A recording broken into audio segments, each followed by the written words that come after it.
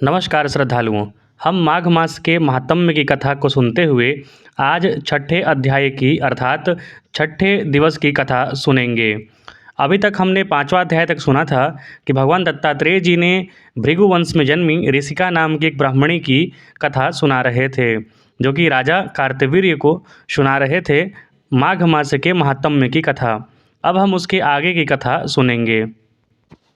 पूर्व समय में सतयुग के उत्तम निषेध नामक नगर में हेमकुंडल नाम वाला कुबेर के सदृश धनी वैश्य रहता था, जो कुलीन, अच्छे काम करने वाला, देवता, अग्नि और ब्राह्मण की पूजा करने वाला, खेती का काम करता था। वह गौ, घोड़े, भैंस आदि का पालन करता और दूध, दही, छाछ, गोबर, घास, गुड़, चीनी आदि अनेक वस्तु बेचा करता था। और उसने इस प्रकार बहुत सा धन इकट्ठा कर लिया था।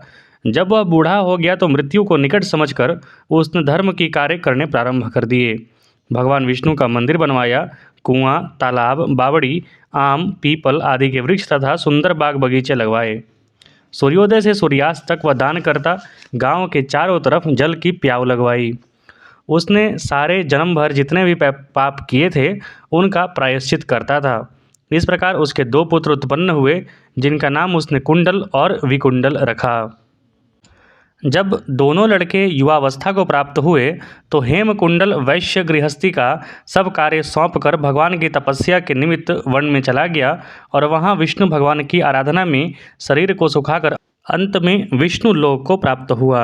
उसके दोनों पुत्र लक्ष्मी के मद को प्राप्त होकर बुरे कर्मों में लग गए। वैश्यागामी वीणा और बाजे लेकर वेश्याओं के साथ गाते फिरते थे। अच्छे सुंदर वस्त्र पहनकर सुगंधित तेल आदि लगाकर भांड और खुशामदियों से घिरे हुए हाथी की सवारी करते थे और सुंदर घरों में रहते थे।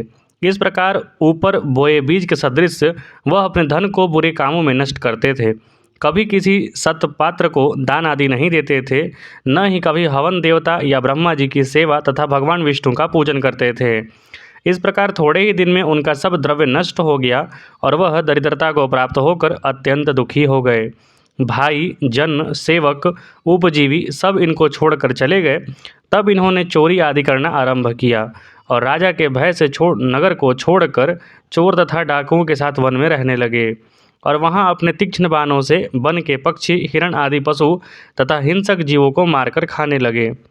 एक समय इनमें से एक पर्वत पर गया जिसको सिंह मारकर खा गया, और दूसरा वन को गया जो काले सर्प के डसने से मर गया।